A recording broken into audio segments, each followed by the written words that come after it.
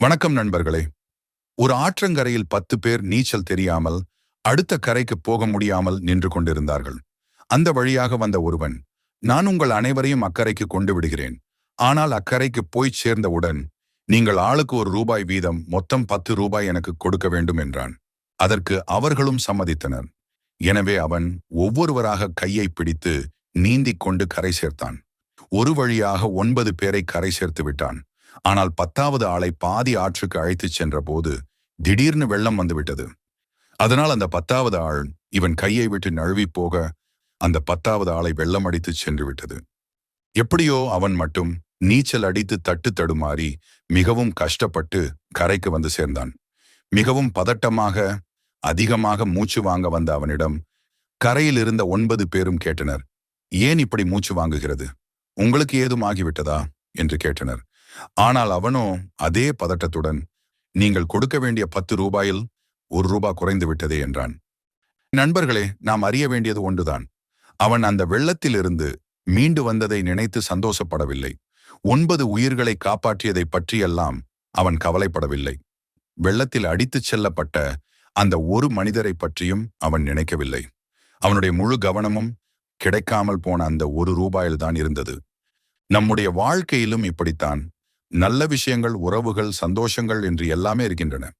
ஆனாலும் நாம் அதையெல்லாம் விட்டுவிட்டு இழந்து போன அல்லது கிடைக்காத ஒரு சில விஷயங்களை பற்றி கவலைப்பட்டு கொண்டு இருப்போம். எனவே கிடைத்ததை பற்றி சிந்தியுங்கள். இல்லாததை எண்ணி உங்கள் மன அமைதியை இழக்காதீர்கள். அப்போது உங்கள் வாழ்க்கை மகிழ்ச்சியாக இருக்கும். மகாபாரதத்தில் அர்ஜுனன் மாவீரனாக இருந்தும் ஒரு முறை அவன் மனதில் கர்வம் வந்தது. வனவாசம் மேற்கொண்டிருந்த காலத்தில் ராமேஸ்வரத்தில் ராமர் கட்டியிருந்த கற்களாலான பாலத்தை பார்த்து சிரித்தான். அங்கே விளையாடிக் கொண்டிருந்த ஒரு சின்ன குரங்கை பார்த்து அவன் கூறினான், ராமர் ஒரு வில் வீரன் என்றால் அம்புகளாலேயே ஒரு பாலத்தை கட்டியிருக்கலாமே, குரங்குகளை கொண்டு கற்களால் ஏன் கட்ட வேண்டும் என்றான். அதை கேட்ட அந்த குரங்கு அர்ஜுனனிடம், எங்கே நீ முதலில் அம்பால் பாலம் கட்டு, அது என் பாரத்தை தாங்குமா என்று பார்க்கலாம் என்று சவால் விட்டது. அந்த சவாலை ஏற்று அர்ஜுனன் கோபத்துடன் அம்புகளை வைத்து பாலத்தை கட்டினான். அந்த சிறிய குரங்கு அந்த பாலத்தில் ஏறியதுமே அந்த பாலம் நொறுங்கி விடுகிறது. மிகச் சிறந்த வில் வீரனான அர்ஜுனனுக்கு இது பெருத்த அவமானமாகிவிட்டது. தான் சிறந்தவன் என்ற அந்த ஒரு நிமிட அகந்தை அவனுடைய மொத்த ஞானத்தையும் அமைதியையும் குலைத்தது.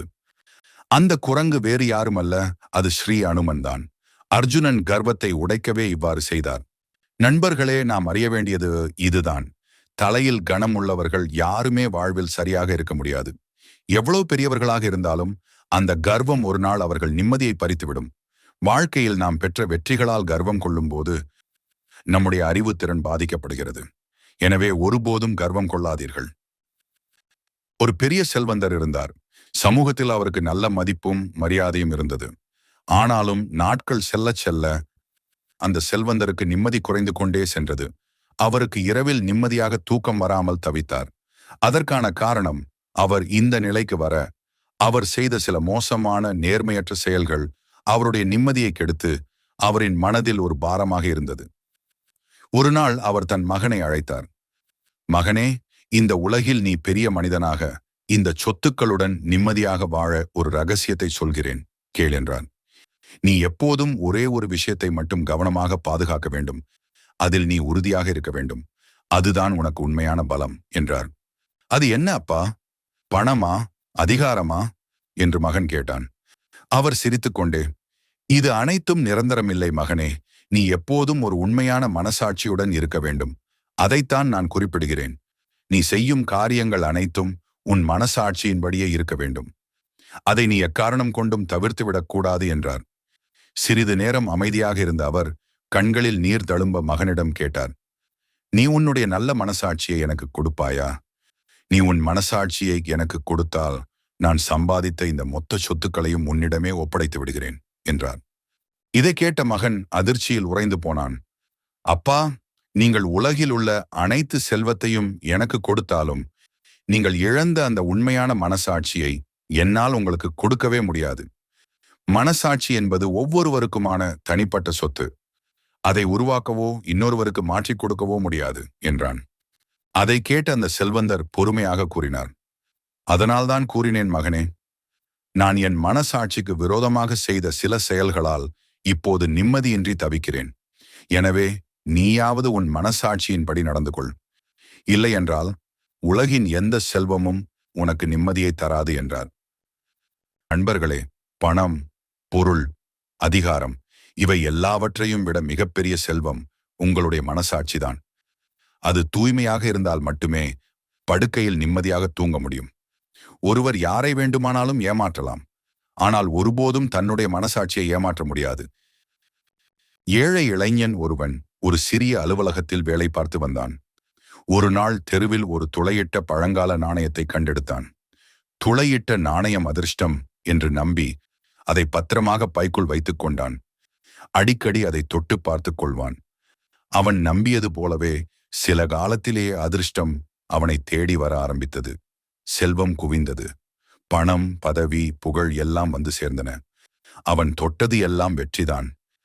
எல்லாம் அந்த நாணயத்தின் மகிமை என்று மனசுக்குள் நினைத்துக் கொண்டான்.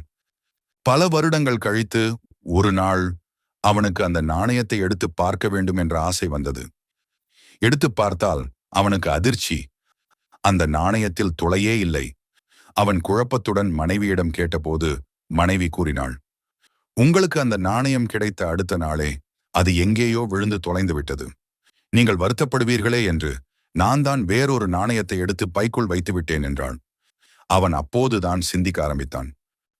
நண்பர்களே, நாம் அறிய வேண்டியது, அவனுக்கு அதிர்ஷ்டத்தை கொடுத்தது அந்த நாணயம் அல்ல, தனக்கு வெற்றி கிடைக்கும் என்ற அவனுடைய உறுதியான நம்பிக்கைதான்.